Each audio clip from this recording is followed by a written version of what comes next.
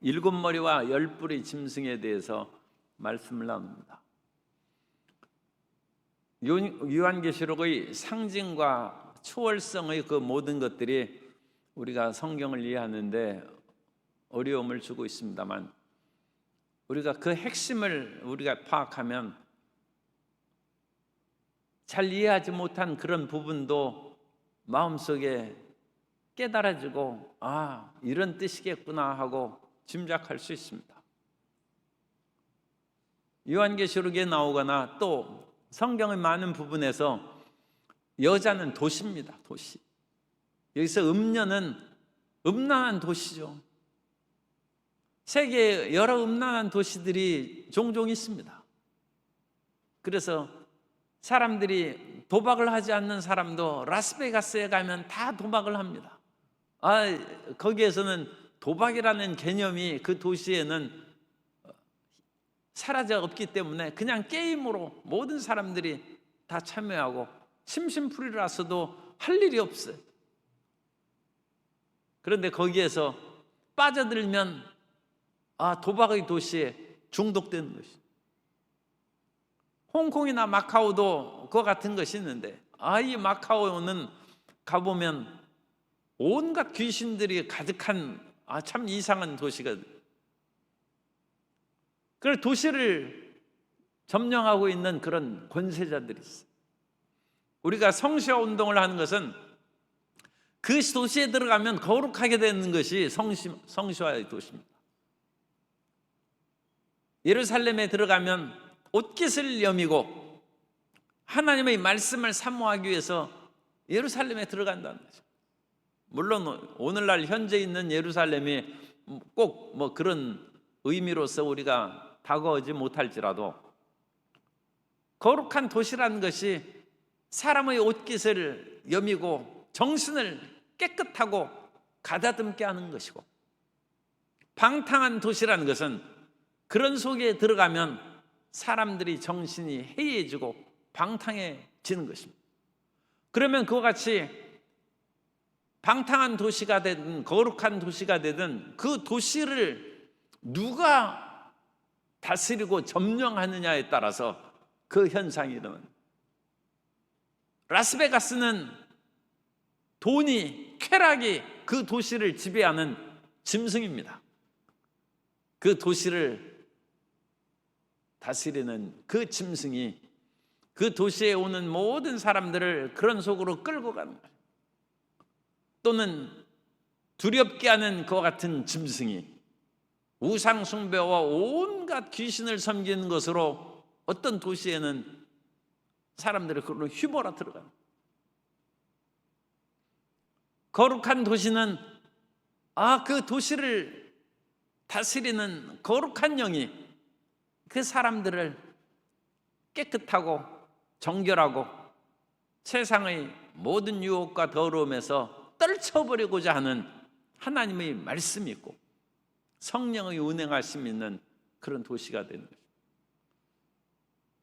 그리고 그 도시를 지배하는 짐승이 열 뿔을 가진 왕이라든지 그런 것들은 별로 중요하지 않은 상징입니다.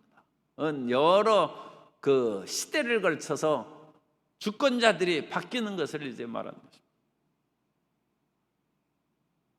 그 도시가, 이 음녀가 앉은 도시가 일곱 머리 위에 앉아 있는데, 이 일곱 머리는 일곱 언덕, 일곱 산을 의미하는 것이다. 그러니까 일곱 언덕 위에 세워진 도시는 그 당시 사람들은 다 로마인 것을 알고 있습니다. 이것이 로마를 말하는 것이고, 로마를 지배하는 10명의 왕을 말하는 것이고, 그 10명의 왕을 또 다른 일곱의 왕으로 표현하건 10명의 왕으로 표현하건 그런 상세한 문제는 사실 구체적으로 적용해서 해석하기도 어려울 뿐만 아니라 그것이 본질이 아닙니다. 이것이 꼭 알아야 되면 이런 식으로 모호하게 성경이 기록되지 않습니다. 그것은 이것은 다스리는 그런 권세의 변동을 말하는구나. 그것이 우리에게 주신 일반 핵심의 가르침이고, 그 왕이 네로가 됐든 구체적인 누가 왔든 그런 것은 지금까지 2000년 요한계시록의 해석사에 있어도 수없는 이론이 있어. 그런 것은 별 필요 없다는 얘기예요. 사람들이 그와 같이 수천 년 동안 연구해도 모르는 것은 누가 알겠습니까? 성경을 그렇게 우리가 그 사람들을 밥 먹고 매일 요한계시록을 연구하고 하는 사람들도 잘 모르는데 일반 성도들에게 그 일을 알도록 맡기셨겠습니까? 그러니까 큰 문제가 안 되는 거예요. 오늘 우리가 도시에 살면서 그 도시 분위기에 휩쓸리기 마련입니다. 그리고 그 휩쓸리는 분위기가 그 도시를 다스리는 짐승입니다. 권세자들입니다. 오늘날 세종시에 이제 또 행정기관이나 국회나 대통령의 제2집무실이나 그런 것을 이전한다는 얘기가 나오는데, 그러면 그 도시를 다스리는 권세를 거기에 부여해 준. 고려시대에는 개성이 수도였는데 옛날 개성만 해도 그 당시에는 배가 들어가고 해상무역과 여러 가지 상거래가 번성한 도시였어요. 개성 상인이죠.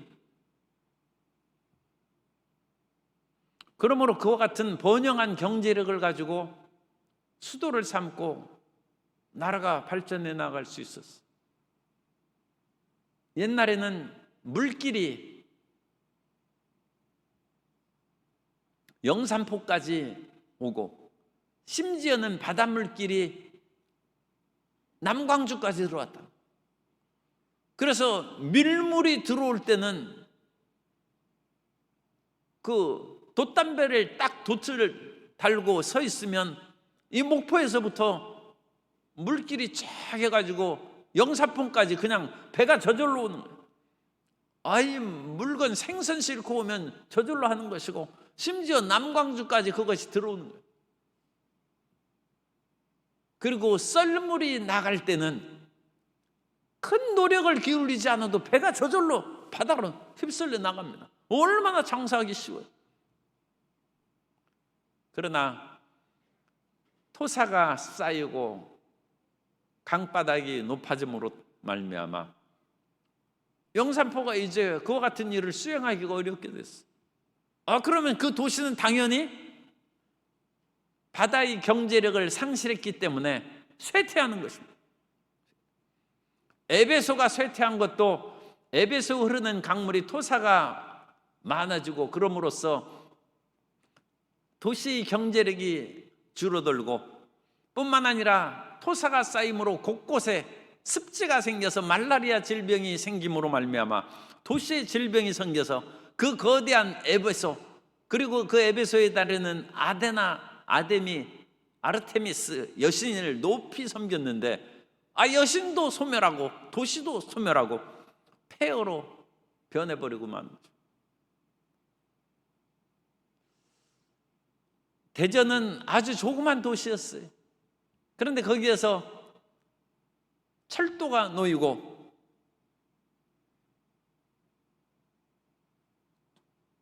하나는 목포로 하나는 부산으로 내려가는 거기에서 갈림길의 그 같은 교통요지가 되므로 대전이 폭발적으로 성장하고 발전했어요.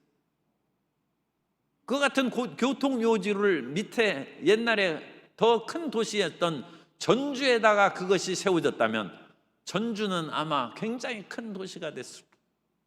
그런데 전주는 철도도 그와 같이 갈라지는 교통요지가 되지 못했어요.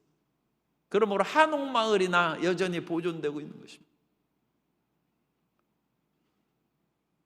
뱃길이 있든지 육로가 있든지 항공로가 있든지 그래야 그 도시가 권세가 있어요.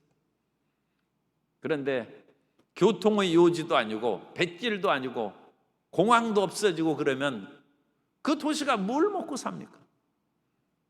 그 도시가 가진 권세가 없는 권세. 그래서 오늘 도시건설과 그 모든 일에 있어서는 이와 같이 그 도시를 상징하는 음료와 짐승이 이런 밀접한 관계가 있다는 것을 우리가 생각하면 여기에서 이제 7절부터 13절까지 그 말씀 우리가 잘 이해할 수 있습니다.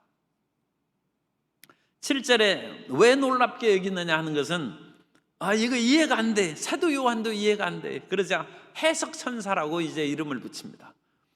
특히 다니엘서에 보면 이와 같이 해석해 주는 천사가 나옵니다. 그래서 그런 천사를 우리에게 지혜와 깨달음을 주시는 해석 천사라고 이름을 붙입니다. 그래서 해석 천사가 왜 놀랍게 여기고 알지 못한다고 당황해 하느냐, 내가 너에게 가르쳐 주겠다. 그래서 우리가 기도를 하고 열심히 성경을 읽으면 지혜가 생겨서 깨달음이 있는 것이죠. 8절에 내가 본 짐승은 전에 있었다가 지금은 없으나 장차 무저경으로부터 올라올, 이런 그 수식어는 그 예수님에 대한 그와 같은 상징을 짐승이 따다가 사용한 것이라는 것을 우리가 알 수 있습니다. 그 예수님은 요한계시록 1장 4절에 보면, 요한계시록 1장 4절에 요한은 아시아에 있는 7교회에 편지하노니 이제도 계시고 전에도 계셨고 장차 오실 이와, 예수님에 대한 그와 같은 표현이죠. 그런데 이와 같은 성삼위일체 하나님에 대한 그런 모든 표현과 수식어를 사탄이 끌어들여서 가짜 행세를 합니다. 사탄은 그러니까 위조품입니다. 위조품이고, 사탄은 풍요한 것 같아도 위조 지폐고, 그들의 권세는 허망한 권세. 그러니까 완전 페이크죠. 거짓으로 이제 만든 것이죠. 그래서 이런 것도 이거 거짓된 표현이구나. 그래서 이 짐승은 전에 있었다가 지금은 없으나 장차 무저경으로 올라올 그런 그 문학적인 수식어의 표현입니다.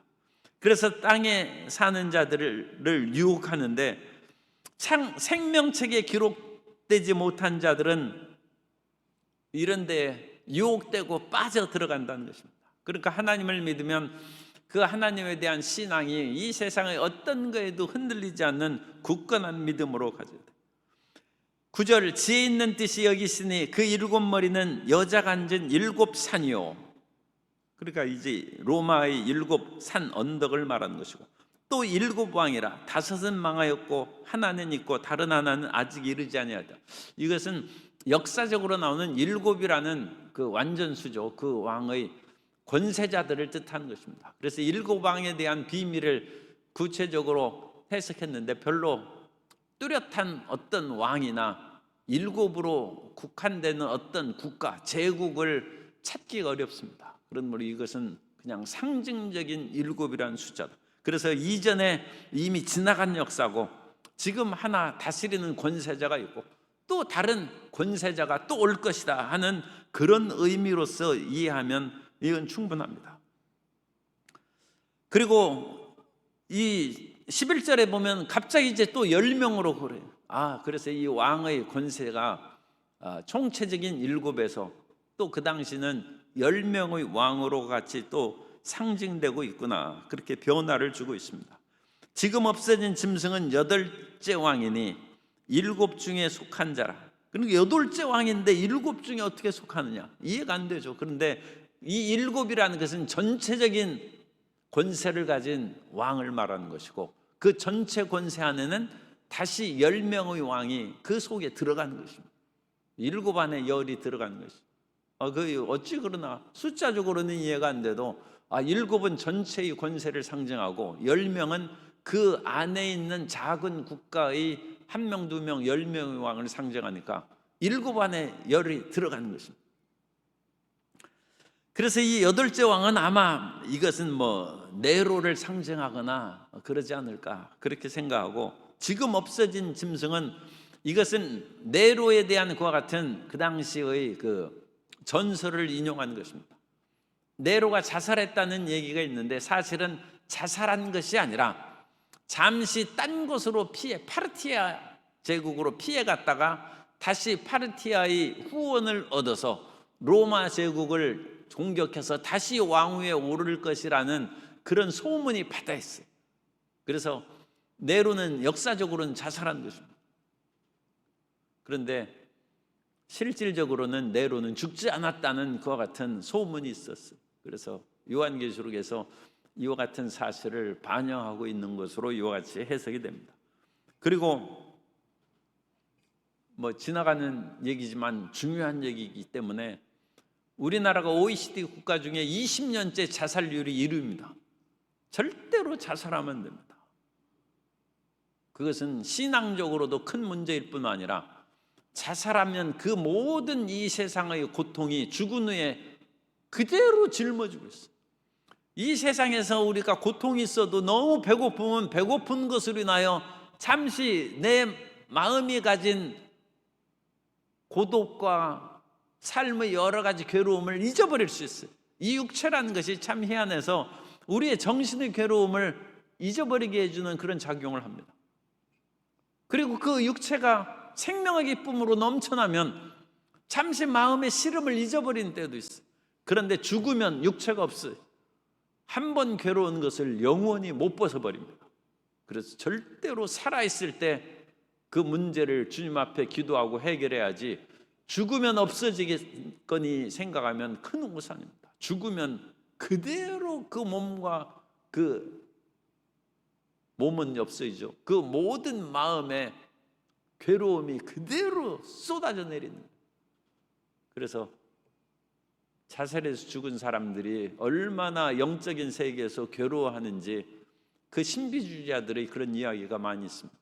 그래서 이 우리나라가 OECD 국가 중에 20년째 자살률이 이른데 OECD 평균의 2배입니다. 절대로 이 민족, 이 사람들이 자살해서 죽으면 안 되고, 이 국가가 이 문제에 대해서 더 진지하게 이 문제를 해결하고 사람이 살아갈 수 있는, 자식을 많이 낳는 것도 중요하지만 사람을 안 죽게 해야죠. 다른 나라보다 더 똑똑하고 훌륭한 사람들이 2배나 죽으니까 이 나라가 얼마나 위험에 빠집니다. 그래서 이 네로에 대한 그와 같은 자살설이 있다는 것입니다. 그리고 12절에 보면 내가 보던 열불은 열왕이니 아직 나라를 얻지 못하였으나 다만 짐승과 더불어 임금처럼 한동안 권세를 받으리라. 그래서 이 세상에 지나가는 10명의 왕은 잠시 동안 권세를 받는 거예요. 그래서 이 세상에 권불 10년이라고 하는 말이 맞는 것입니다. 세상의 모든 권세자들은 잠시 있다가 사라지는 것입니다. 잠시 있다 사라진 사람에게 잠시 권세를 물려받기 위해서 지금 사람들이 혈안이 되고 이 기회에 장차관이라도 한번 해야 되지 않을까 해가지고 아마 몸부림치는데 그건 순식간에 지나가 버려요. 그런 사람에게 줄 설 것도 없고 공연이 그런 거 됐다가 오히려 패가망신할 수도 있어요. 그런데 이와 같이 10명의 왕들이 한 뜻을 가지고 자기의 능력과 권세를 짐승에게 주더라. 그래서 모든 이 당시에 다스리는 지도자들입니다. 10명의 왕은 다스리는 지도자들이 짐승에게 권세를 주더라 하는 것은 이 짐승이 하는 사업에 힘을 기울인다. 그래서 그 짐승이 사람들을 시키지만 우리가 돈을 잘 번다, 이왕 얘기가 나왔으니까 우리가 라스베가스처럼 도박의 도시를 건설하자 그러면 모든 지자체의 지도자들이 힘을 실어주고 그거 하자는 것입니다. 그래서 그 도시가 쾌락의 도시로 그냥 변질되고, 또 어떤 도시는 그 음란방탕하는 그런 것으로 여기는 무법천지로 만들자. 소위 말해서 이전에 샌프란시스코가 자유를 표방한 히피 문화가 거기에서 창궐 했어요. 모든 사람이 그냥 맘대로 살자, 벌거벗고 다니고 뭐하고 해가지고 이 좀비들이 가득한 샌프란시스코가 됐다.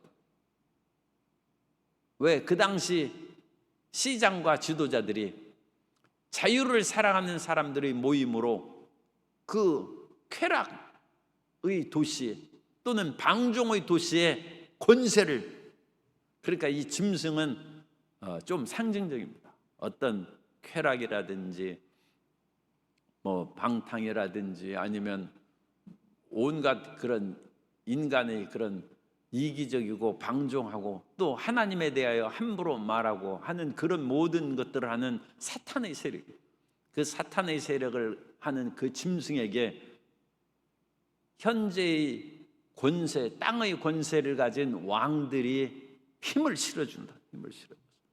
그런 도시를 건설하면 그런 도시는 당연히 멸망하겠죠. 그러나 잠시 동안은 그 도시가 사람들이 몰려오고 그런 쾌락을 살아가는 사람들로 북적거리고 발전한 것처럼 보일 수 있습니다. 그래서 이 음녀와 짐승의 최후에 대해서는 이제 짐승의 최후는 19장에 요한계시록 19장에 거 나오고 음녀는 먼저 그 도시는 먼저 멸망하는 거예요. 이것은 내일 우리가 살펴보도록 하겠습니다. 그 음녀는 일단 18절에 보면 또 내가 본 그 여자는 땅의 왕들을 다스리는 큰 성이라 하더라. 그 여자는 도시라는 도시. 이 내용에 대해서 우리가 다시 말씀을 내일 나누도록 하겠습니다. 그래서 세상의 어떤 잘못된 것으로 인하여 일시에 번성하는 도시에 마음을 뺏기거나 귀를 기울이거나 또는 그런 도시 발전을 위하여 힘을 실어주는 것은 어리석은 지도자고 어리석은 정책을 하면 지금 새만금의 건물을 세워놨는데 나 거기 보도가 났어요. 아무도 안 쓴다는 거예요. 그 아무도 안 쓰는 건물 유지 보수로 수억 원씩 매년 들어간다. 텅 빈 건물에 새만금 그 잼버리 그 실패로 돌아갔지 않습니까? 그런데 어쨌든 그거 한다고 그렇게 수백억 들여서 건물을 지어놨는데 지금 건물 유지비만 그렇게 들고 전혀 쓸모없는 것이다. 그런 엉터리 도시를 건설하고 엉터리 도시에 힘을 기울이는 왕들, 그런 사람들을 우리가 제대로 분별해서 건전하고 발전한 참다운 도시 건설, 행복한 도시 건설에 힘을 기울이는 우리 모든 시민들이 되어야 될 줄로 믿습니다.